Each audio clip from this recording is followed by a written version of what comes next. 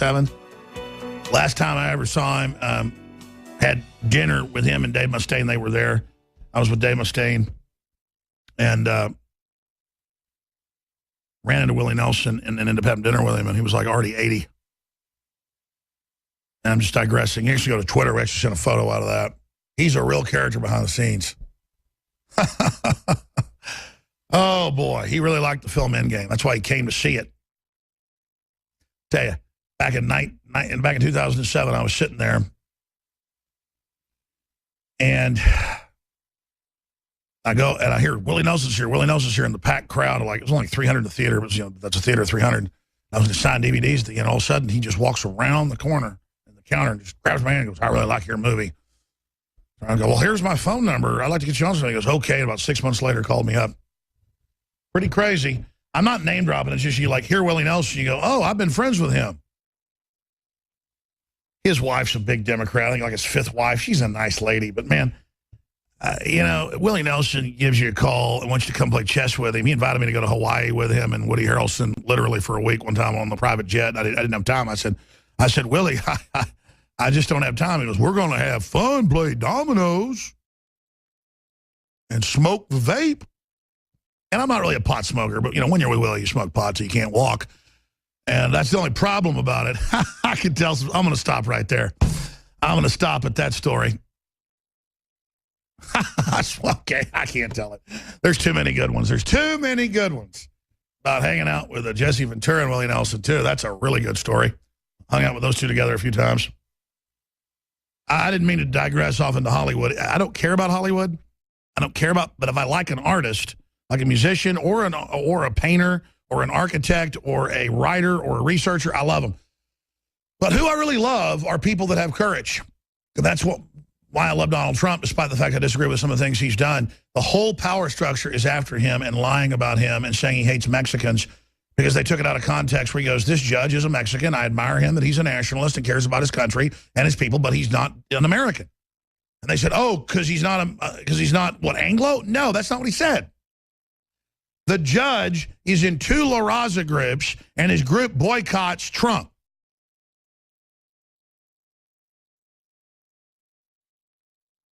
Look, if you want to be a member of La Raza, that's your business. I'm not a member of the KKK. And I don't care if people in La Raza go, and I know a lot of folks listening, you probably had a mom or dad that was in it. You're in college, they say you've been oppressed. I'm sure somebody did something to you wrong. That's how the world works. And then, hey, you're going to be part of the Chicano studies, and it's all funded by the CIA and the rest of it. And it's just meant to absolutely sit there and put a chip on your shoulder. I grew up in Dallas, Texas, okay? And I had rednecks and black people constantly starting fights with me just because they were looking for a fight. And I did have fights with Mexicans too, but the least amount. And the Mexicans all know that. They know gringos on average are leaving people alone. They'll try to marry you or try to go, eat at your restaurant, but it's just all made up. And Donald Trump is not racist, and it's a load of bull. We're going to talk about it when we come back. Again, I cannot stress enough, even though they don't want the attention, how awesome this crew is for InfoWars Live, how awesome the InfoWars Nightly News crew is, how awesome the entire InfoWars family is, how awesome John Harmon is up at GCNlive.com and Ted Anderson. All of our sponsors, our affiliates, you the listeners, numero uno when it comes to temporal issues, and then, of course, God, who is all-encompassing. I am just here to tell you, I am dedicated to doing the best job I can do. Lord knows sometimes it's a train wreck. I'm dedicated to telling you the whole truth, nothing but the truth, so help me God. And that's just what it comes down to. And we're doing the best we can. What matters is intent. The globalists are out to get us. Now, coming up at the bottom of the hour, Anthony Gucciardi has requested that they air an 11-minute boil down of the last time Drudge was here in town. Crazy, because I guess great minds think alike, or minds that want to be free think alike. I requested like a 3-minute boil down a few days ago from one of the editors. I didn't know he'd already done this for an 11-minute clip. He's going to be airing that because it's just everything he talked about is now happening. And it's important because 9 times out of 10, it's Drudge alone who ends up taking topics that no one else would put in the mainstream media and forcing it out. The Pentagon says they can't stand it. And really, it's indicative of the death of the mainstream media. And you can really say the facade's fully collapsing now. We're reaching a point where it's got more holes than Swiss cheese, a 6% trust rate in AP polls. But separately, I try to do the best job I can. Occasionally, I get a wild hair. I was about to go get my hair cut at like 3 o'clock yesterday and then come back to the office. And I just had a wild idea. And I decided to, and we're going to air this a little bit later. Anthony's going to air it, but it's up on Infowars.com. And I had this idea because I was looking at Drudge and I was watching the super clip cut, which we can roll behind me if you guys want, of Hillary on CNN leaning back in a goddess outfit like Princess Leia being worshipped. And even CNN said, she's a god, she's a golden god is the quote, history-making golden god. And it was the weird Joker face she then flashed like a demon. I mean, I would put this in an Exorcist movie where a demon-possessed woman becomes president. I mean, this is Hollywood-level scary-looking woman. I mean, she's super evil, super creepy, has the bones to prove it, the whole background, starts like having an orgasm on stage and then just acting totally freakish.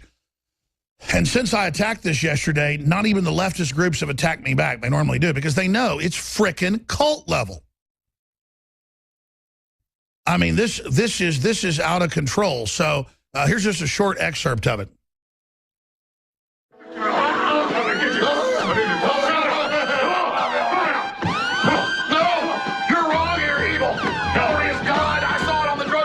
No, she's a god! Stop. Don't show it yet. Don't show Jakari taking me down. That's coming up at the bottom of the hour, ladies and gentlemen. That's good. We'll stop right there. Oh, my gosh. And it all depends on a lot of people say, man, you look really skinny in some photos and you look a little bit chubby in those. Well, I mean, when Jakari's holding you back with his arm around your neck, because we did it. It's a skit. It's fun. It's obvious it's a skit. It doesn't cut to a clip with, it's obviously fake like the Hitler dog video, okay? I hope we don't get arrested for it. Pointing out that I'm suddenly worshiping Hillary and have joined the cult and I'm under her spell. And what's the name of the video up on InfoWars? It's Alex Jones loses it, has to be restrained by a reporter. There it is. Alex Jones flips out, is physically restrained. But I still lost a lot of weight there. But when you're wearing, tight 36 jeans, I should be wearing 38. Looks like I have a little bit of love handles. But, man, I got like 10 pounds to go. And I'm a mesomorph, folks. I have the body of a gorilla. I'm not an endomorph or an ectomorph, okay? I have like thighs that big around, but I don't even work out. But I have lost a ton of weight. But I don't mean to digress off into that. It's just that I've been not drinking beer for a week or so I'm going to lose even more weight now. But I don't even know where I'm going with all this. Just Anthony Gucciardi, we've got to have some fun. But I really want to ask the audience. I don't do a lot of comedy. Whenever I do, people say, oh, he's trying to fake us when it's obviously satire. It was like, Jakari this morning was like, yeah, I don't get it. A few years ago, they said ISIS is going to assassinate Dumbo as a hoax. I think it was The Onion. And he goes, people said, oh, my God, I hope they don't kill Dumbo. Or why did you hoax us saying they wanted to kill Dumbo? It's obvious. You don't have to say satire on a 1940s Disney character named Dumbo. It doesn't exist. There is no flying elephant with giant pink ears. There is a crazy Texan with the body of a gorilla ripping his shirt off going Hulk style, which I didn't intend to do. Jakari kind of too quick because we only scripted it like in 30 seconds. I said, get over here with the camera, say you're shooting a gun piece. Buckley runs in, run down the hall. You'll see what I'm doing. Jakari's like, okay. And I just said, restrain me. And so in one take, we shot this whole thing in like 2 minutes of preparation. It was insane. I love doing, like, there's a bubble gun piece we did where I just said, hey, they're banning bubble guns. They're arresting kids that have bubble guns. My Little Kitty or Hello Kitty or whatever it is. That's Hello Kitty from Japan. So I said, we're going to be in this board meeting. I'm going to pull a bubble gun out, and then you're going to freak out and stop me. And that was no preparation there either. So we're going to re-air bubble gum today if we have time as well. But I tell you, I'm a little bit euphoric here with Paul Watson and the rest of the crew and Drudge and everything that's happening, how global government is absolutely getting a new you-know-what torn in it. I mean, I know victory when I see it, and I think we've almost reached a champagne-level event here. Anthony Gucciardi. You talk about people thinking that satire is real. It's because we live in a headline society. People can't actually process things for themselves anymore, and they just read the insane mainstream media. It looks like The Onion anyway. You go on the mainstream media, it's the most ridiculous stuff you could possibly imagine. So they don't even think now, oh, that could be satire because everything's so insane anyway. It's like already weird and already projected onto you, and they just read the headlines and no one looks at the details Yeah, I anymore. guess that's it. I mean, Jakari's laughing in the background. I'm ripping my shirt off. It's obviously a joke. It's obviously a joke. I watched it yesterday, by the way. It's really funny. I do want to play it on here. Well, I mean, be honest with me. I think it's okay. Jakari did a great job. And I'm not I think saying it's that. real. He did a great job. I think it's real. Let me just put it out there. I think you're obviously a closeted Hillary Clinton supporter. You caught me worshiping her? You were caught worshiping her. Actually, we shouldn't have said all that. It's real, ladies and gentlemen. He was caught worshiping Hillary. You have to see the video. I'm actually more impressed by the fact that you ripped the shirt off. And, Hulk Hogan had to get those stretchy shirts to rip off. They had to make them custom for him so he could rip them off. Is that true? It's true. Yeah, Hulk Hogan had shirts that were custom made. Is it really hard that hard to rip a shirt off? I've never done it, but it seems pretty hard to me, yeah. Seems pretty hard. I know I tried to pull him for a minute. It wasn't. I said, it wasn't coming off. I saw you just ripped it, though. You just got mad at it. So powerful. No, come on. It's not that hard.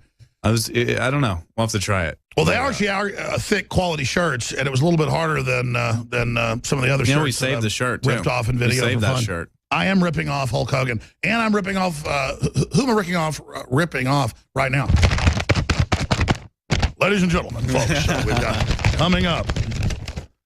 Tell us what you got coming up today, Anthony Gucciardi. Well, one of the weirdest things that no one seems to be doing anything about, because it's a headline society and this is too complex, we're all guilty of it, though, is Oklahoma police. You've talked about this a little bit, but they can seize your entire bank account on a traffic stop without any charges. No drugs, no nothing, no arrest, nothing. Just going to suck the money out of your bank account. But it's not just Oklahoma, so we're going to talk about that. They can pull you over, and they could just say, oh, for nothing. We should do a man on the street about this. We should do a man on the street about this. They get millions of dollars in funding from this. And there's some groups that are talking about it, but I've not heard any of the news program, and there could be, I just haven't heard it, talk about this in depth like this.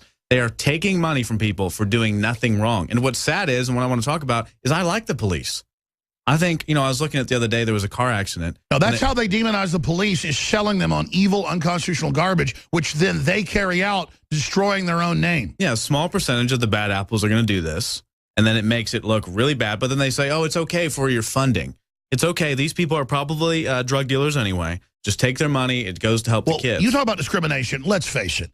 They're going to target illegal aliens and black people and folks because somehow, this is the only racism I see left in the country, is with poor whites, blacks, or Hispanics. It's just kind of seen like as an asset forfeiture, that's who they do it to. Now, when it's an old lady, an old Hispanic lady or an old white lady or whatever, then, there'll be a big investigation because, Martha Johnson, hypothetical name, Jane Doe was an 82-year-old Baptist preacher's wife when they took her $2,000. I mean, they're dumb enough. Totally right. These corrupt cops even dumb enough to rob old women. So let's face it. They pull somebody over that's got 5 narcotics convictions. In their view, they're sick of the justice system being corrupt. They're going to go ahead and just suck the money out. But then that leads to really bad stuff. Then you can justify target anything. Innocent people. You can justify anything. You're totally right. Guess what? There is real racism, and we're against it. We're against it.